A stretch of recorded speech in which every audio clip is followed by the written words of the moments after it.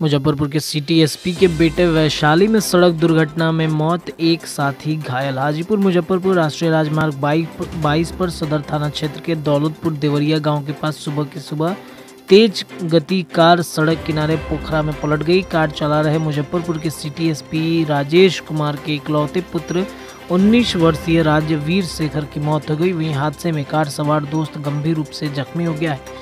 राजवीर पटना में कंकड़बाग इलाके में अपने घर से मुजफ्फरपुर के लिए निकल रहा था। पुलिस ने पोस्टमार्टम कराकर शव स्वजनों को सौंप दिया है। शाम को पटना गुलबी घाट पर अंतिम संस्कार कर दिया गया। बिहार में सस्ता हुआ सरसों रिफाइंड तेल त्योहारों पर तेजी से दिखाने के बाद मिली बड़ी राहत। त्योहारों पर तेजी दिखाने के बाद अब खाद्य तेलों के भाव में कुछ नरमी आई है। रिफाइंड का भाव 10 रुपये प्रति लीटर नीचे आया है। सरसों तेल में भी 5 से 10 रुपये प्रति लीटर की राहत मिली। त्योहारों पर उबाल लेने के बाद अब खाद्य तेलों में कुछ नरमी आई है। सोया रिफाइंड का भाव 155 रुपये प्रति लीटर था, जो अब 145 रुपये प्रति लीटर हो गया है। इस तरह सरसों का तेल न्यूनतम 195 रुपये पर चल रहा था, अब 185 रुपये पर आ गया है। इसका भी न्यूनतम भाव 10 रुपये प्रति लीटर कम हुआ है। हालांकि अधिकतम भाव में 5 रुपये के लीटर की ही नरमी आई है। यह 210 से घटकर 205 आ गया है। बिहार से नई दिल्ली, हावड़ा, अमृतसर समेत प्रमुख शहरों के लिए कई स्पेशल ट्रेन उपलब्ध। छठ पर्व के बाद यात्रियों की अतिरिक्त भीड़ को देखते हुए पूर्व मध्य रेल जोन के विभिन्न स्टेशन से नई दिल्ली, आनंद विहार टर्मिनल, हावड़ा, अमृतसर आदि के बीच कई पूजा स्पेशल ट्रेनों का परिचालन किया जा रहा है। यात्री इसमें सुविधानुसार सीटें बुक कर सकते हैं।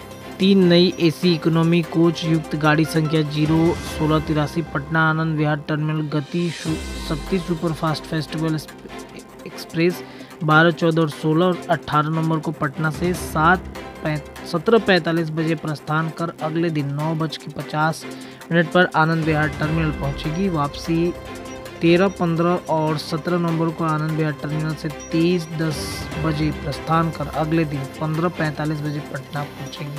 धुंध और कम तापमान के बीच देश में वायु प्रदूषण का स्तर बढ़ा। दिल्ली, हरियाणा, यूपी सहित स्थिति गंभीर।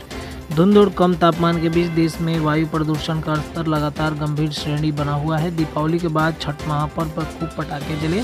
छठ के समापन वाले दिन सूर्य को अर्घ देने तक ज्यादातर छठ घाटों पर जमकर पटाखे जलाए गए। आज भी दिल्ली एनसीआर में एयर इंडेक्शन वापस गंभीर श्रेणी में पहुंच गया है। सफर इंडिया के मुताबिक राजधानी दिल्ली की एयर क्वालिटी इंडेक्शन AQI 360 के करीब दर्ज किया गया है। राजधानी आज सुबह प्रदूषण की चादर से ढकी रही। इससे पहले सफर इंडिया ने अपने पूर्वानुमान में बताया था कि अभी अगले 2-3 दिन तक वायु प्रदूषण की स्थिति बरकरार रहने के आसार है। बता दें कि दिल्ली, यूपी, हरियाणा और बिहार के कई इलाकों में वायु प्रदूषण का स्तर आज भी गंभीर श्रेणी में पहुंच गया है। T20 विश्व कप में पाकिस्तान व ऑस्ट्रेलिया के बीच दुबई में 2021 का मैच दूसरा सेमीफाइनल मुकाबला खेला गया। कंगारू टीम के कप्तान अरुण फिंच ने टॉस जीतकर बाबर आजम को बल्लेबाजी करने का न्योता दिया। पाकिस्तान ने 20 ओवर में मोहम्मद रिजवान के 67 रन और फखर जमा के नाबाद 55 रन के दम पर 4 विकेट पर 176 रन बनाए। ऑस्ट्रेलिया ने मार्क स्टोइनिस और मैथ्यू वेड की धमाकेदार बल्लेबाजी के दम पर 19वें ओवर में 5 विकेट गंवाकर जीत हासिल कर ली। रविवार को फाइनल में न्यूजीलैंड से उसका मुकाबला होगा। जापान में 6.6 तीव्रता का आया तेज भूकंप। जापान में बुधवार को भूकंप के तगड़े झटके महसूस किए गए। यूएस जियोलॉजिकल सर्वे में बताया गया कि हिरार से 163 किलोमीटर दक्षिण पूर्व में 6.6 तीव्रता का भूकंप आया। समाचार एजेंसी ANI ने सिन्हुआ के हवाले से बताया कि भूकंप का केंद्र 23.739 डिग्री उत्तरी अक्षांश और 126.426 डिग्री पूर्वी देशांतर पर 10 किलोमीटर की गहराई में था। यूपी में चुनाव से पहले 2 और शहरों में पुलिस कमिश्नर प्रणाली होगी लागू। पुलिस कमिश्नर प्रणाली के सार्थक परिणाम को देखते हुए उत्तर प्रदेश सरकार 2 और महानगरों में इसके विस्तार पर विचार कर रहा है। विधानसभा चुनाव से पहले उत्तर प्रदेश के 2 और बड़े शहरों में पुलिस कमिश्नर प्रणाली लागू किए जाने की घोषणा की जा सकती है।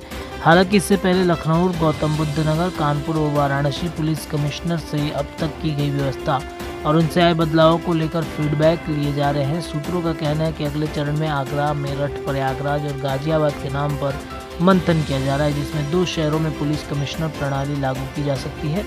उत्तर प्रदेश की योगी सरकार ने 13 जनवरी 2020 को लखनऊ व गौतम बुद्ध नगर में पुलिस कमिश्नर प्रणाली लागू की थी। उत्तर प्रदेश में जीका वायरस का संक्रमण बढ़ा। उत्तर प्रदेश में जीका वायरस का संक्रमण धीरे धीरे बढ़ रहा है। कानपुर और कन्नौज के बाद लखनऊ में 2 मरीज मिलने के बाद जांच में और तेजी के निर्देश स्वास्थ्य विभाग ने दिए हैं। दोनों मरीज अलग अलग इलाके के रहने वाले हैं। अब तक प्रदेश में 4,668 लोगों की जांच की जा चुकी है और 108 मरीज सामने आ चुके हैं। सबसे ज़्यादा 105 मरीज कानपुर में हैं। एक रोगी कन्नौज और लखनऊ में 2 मरीज मिले हैं। फिलहाल अस्पताल में भर्ती बुखार के मरीज की अधिक से अधिक जीका वायरस जांच करने के निर्देश दिए गए हैं।